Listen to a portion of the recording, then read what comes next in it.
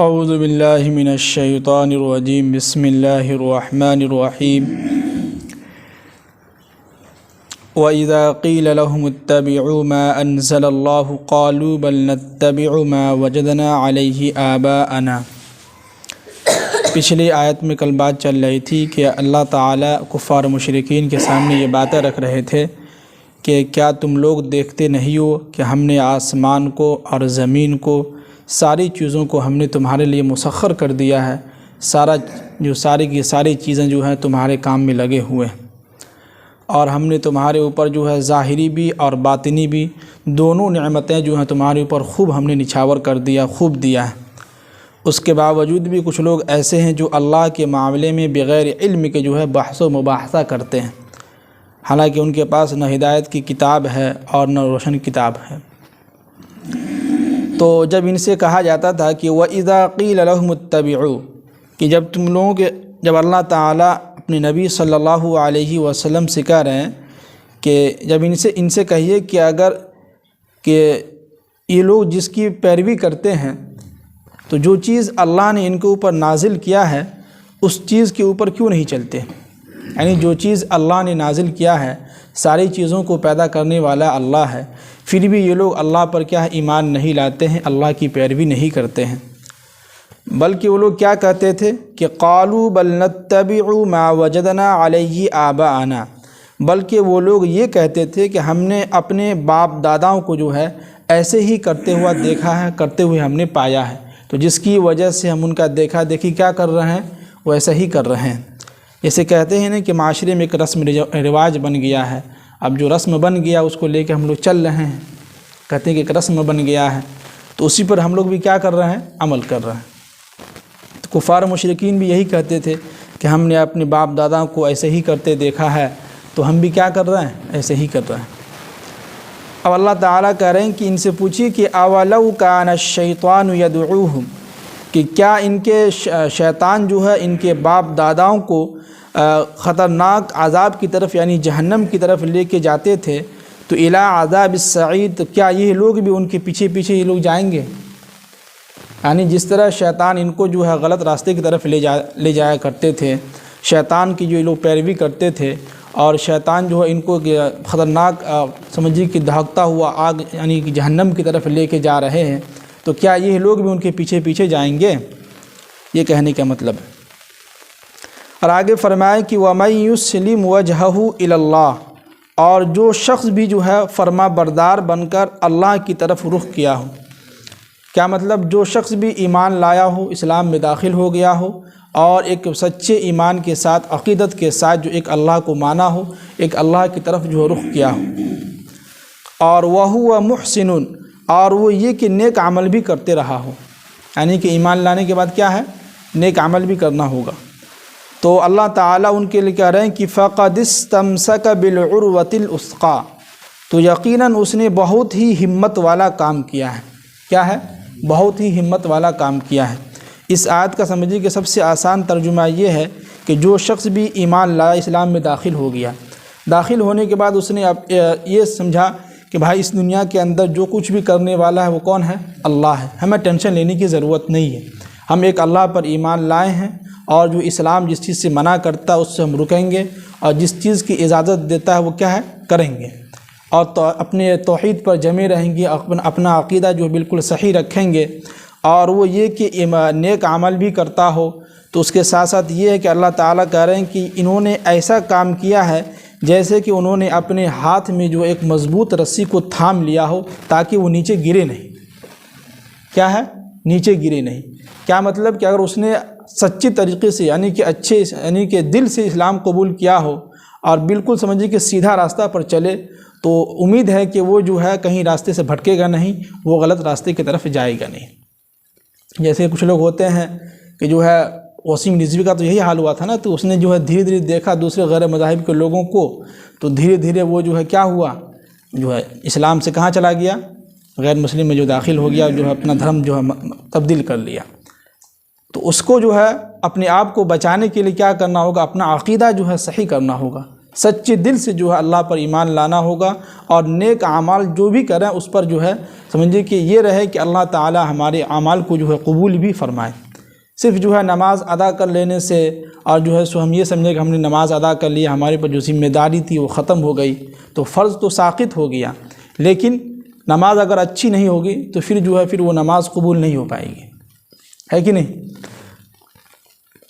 اور آگے فرمائے کہ وَإِلَى اللَّهِ عَاقِبَةُ الْأُمُورِ، تو تمام کاموں کا آخری انجام جو ہے اللہ کے حوالے سے ہی ہوتا ہے، یعنی ہر کام کا آخری انجام کس کے حوالے سے ہوتا ہے؟ اللہ تعالیٰ ہی کرتے ہیں، اس پر ہمارا کیا ہے؟ کچھ بھی زور نہیں چلتا ہے۔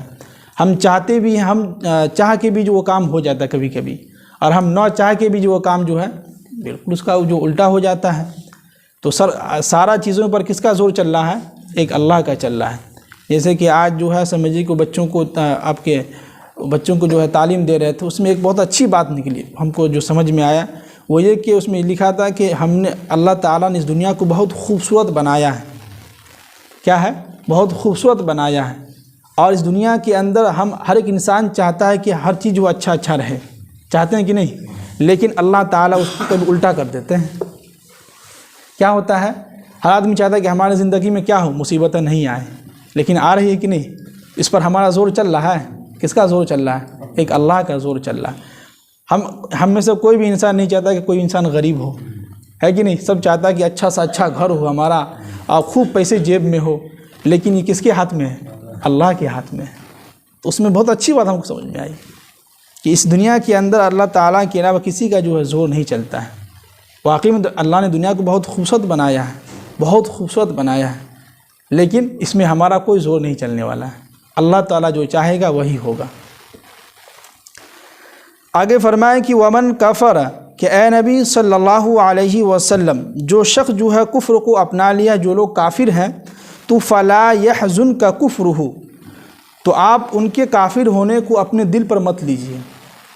کیا مطلب؟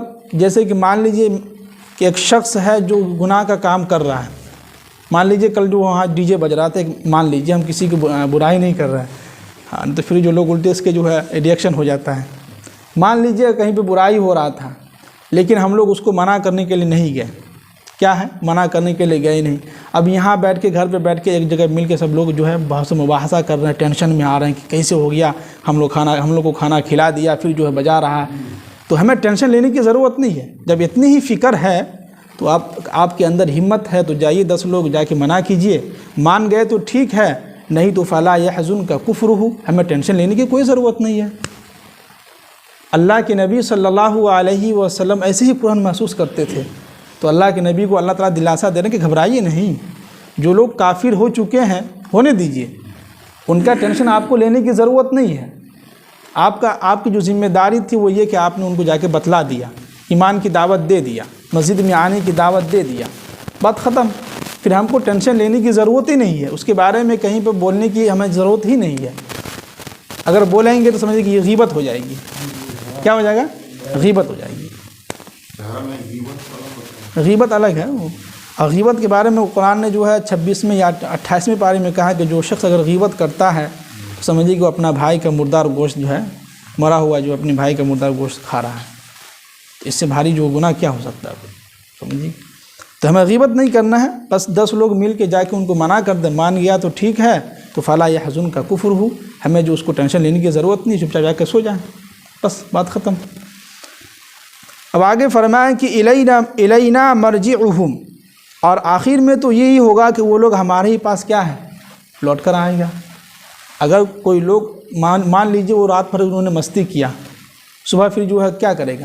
1 گھنٹہ 2 گھنٹہ مستی کیا، رات بھر مستی کیا، پھر کیا؟ موت تو آنی ہے، پھر تو اللہ کے پاس تو جائے گا ہی، نہیں تو 10 سال کے بعد یا 20 سال کے بعد 30 سال کے بعد کبھی نہیں تو اللہ کے پاس جائے گا ہی۔ اللہ کے نبی کو یہاں پہ دلاسا دے رہے ہیں کہ آپ گھبرائیے نہیں، الینا مرجعہم، آخر میں وہ لوگ ہمارے پاس لوٹ کر آئیں گے، کہیں نہیں جائیں گے وہ لوگ۔ پھر ہم کیا کریں گے کہ فَنُنَبِّئُهُم بِمَا عَمِلُوا، تو عن قریب ان کو جو ہے کل قیامت کے دن ہم بتلا دیں گے کہ تم نے دنیا کے اندر کیا کیا تھا۔ ہم ان کو بتلا دیں گے کہ تم کو منع کرنے کے لیے گیا تھا، فلاں شخص جو ہے فلاں محلے سے 10 آدمی گیا تھا منع کرنے کے لیے، تم نے مانا نہیں، آج تم کو پتہ چلے گا۔ تو پھر ہم کو ٹینشن لینے کی ضرورت ہی نہیں ہے نا، بالکل اپنا دماغ کھپانے کی کیا ضرورت ہے؟ بس 10 آدمی جا کے منع کر دی، مان گیا تو ٹھیک ہے، نہیں تو کوئی بات نہیں بھائی، مزے کیجیے۔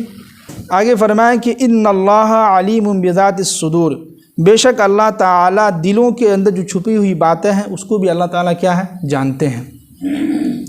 آگے فرمائیں کہ وَلَئِن سَأَلْتَهُمْ نُمَتِّعُهُمْ قَلِيلًا، اب اللہ تعالیٰ کہہ رہے ہیں کہ نُمَتِّعُهُمْ قَلِيلًا، ہم اس شخص کو دنیا کے اندر کچھ مزے کرنے دے رہے ہیں۔ کیا ہے؟ کچھ مزے کرنے دے رہے ہیں، ٹھیک ہے، کچھ ڈھیل دے دیتے ہیں، کوئی بات نہیں، مزے کر لو۔ پھر کیا ہوگا کہ ثُمَّ نَضْطَرُّهُمْ إِلَىٰ عَذَابٍ غَلِيظٍ، پھر ہم ان کو جو ہے عذاب کی طرف، سخت عذاب کی طرف گھسیٹتے ہوئے لے کے آئیں گے۔ جی یہاں تو دنیا کے اندر تو مزے کر رہے ہیں، کرنے دیجئے، کوئی بات نہیں ہے، لیکن اللہ تعالیٰ کہہ رہے ہیں کہ ثم، پھر ہم کیا کریں گے کہ نضطرہم کے معنی آتے ہیں گھسیٹ کر لے جانا۔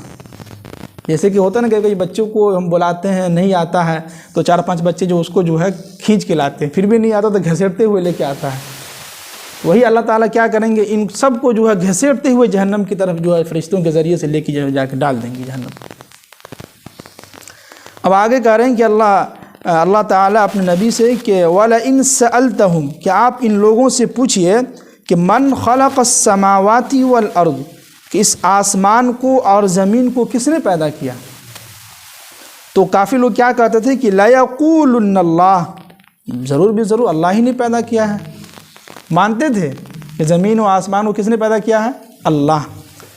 اب کہہ رہے ہیں کہ قُلِ الْحَمْدُ لِلَّهِ، تو کہیے کہ اللہ کی تعریفیں جو ہیں دنیا کے اندر کس کی تعریف ہونے والی ہے؟ ایک اللہ کی تعریف۔ بل اکثرہم لا یعلمون، بلکہ اکثر لوگ کیا ہیں؟ عقل سے جو ہے اور علم سے جو ہے کام نہیں لیتے ہیں۔ آگے فرمائیں کہ للہ ما فی السماوات والارض، کہ آسمانوں اور زمین میں جو کچھ بھی ہے سب اللہ ہی کا ہے۔ کس کا ہے؟ سب کچھ اللہ کا ہے۔ جی ان اللہ هو الغنی الحمید، بے شک اللہ تعالی جو ہے بے نیاز ہے اور الحمید، خود جو ہے قابل ذات، خود تعریف کے لائق، یعنی کہ اللہ تعالیٰ کی اگر کوئی شخص ایک بندہ بھی تعریف نہ کرے تو ان کے جو ہے نام، ان کے خزانے میں کوئی کمی جو ہے ہونے والا نہیں ہے، یا ان کے جو ہے خزانے میں کوئی بڑھوتری ہونے والا نہیں ہے۔ اللہ تعالیٰ خود جو ہے بذات خود قابل تعریف ہے۔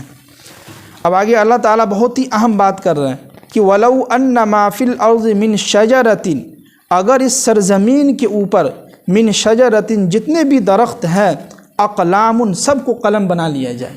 کیا ہے؟ اس زمین کے اوپر جتنے بھی قلم ہے سب کو قلم بنا دیا جائے، اور والبحر، اور یہ جو سمندر ہے اس کو، اور اس کے بعد یہ بھی کہا کہ یمدہ من بعدہ سبعۃ ابحر، اس کے بعد بھی اگر وہ 7 سمندر کو بھی ملا لے، اور 7 سمندر کے ساتھ اور جتنے بھی سمندر ہے سب کو ملا لے اور ان سب کو روشنائی بنا لے، لیکن اس کے بعد بھی کیا ہوگا کہ ما نفدت کلمات اللہ، پھر بھی اللہ کی بات ختم نہیں ہونے والی ہے۔ اللہ اکبر، سمجھیے کہ اس دنیا سرزمین کے اوپر کتنے درخت ہوں گے۔ اللہ تعالیٰ خود کہہ رہے ہیں ان سے کہیے اس سرزمین کے اوپر جتنے بھی درخت ہیں سب کو قلم بنا لیں، اور یہ جو سمندر ہے، اور ایک سمندر کے ساتھ ساتھ 7 سمندر کہا تو 8 ہو گئے، اور آگے یہ بھی کہا کہ اس کے بعد بھی اگر ختم ہو جاتا اور ملا لے، اس کے بعد کیا ہوگا کہ ما نفیت کلمات اللہ، اللہ کی بات ختم نہیں ہونے والی ہے، اللہ کی صفات کبھی ختم نہیں ہونے والی ہے۔ اللہ آگے فرمایا کہ ان اللہ عزیز حکیم، بے شک اللہ تعالی صاحب اقتدار اور حکمت کا مالک ہے۔ جی واقعی میں اللہ تعالیٰ جو ہے جتنی بھی تعریف کی جائے اللہ تعالیٰ کی بہت کم ہے۔ پورا قرآن سمجھیے کہ اللہ تعالیٰ اپنی ہی تعریف اور جو اپنے نبی صلی اللہ علیہ وسلم، اور سمجھیے کہ آخرت کے تعلق سے ہی کفار و مشرکین کو ہی بتلا رہے ہیں ساری چیزیں، اس کے باوجود بھی یہ لوگ کیا کرتے تھے؟ ایمان نہیں لاتے تھے۔ اللہ تعالیٰ ہم سب کو عمل کی توفیق نصیب فرمائے۔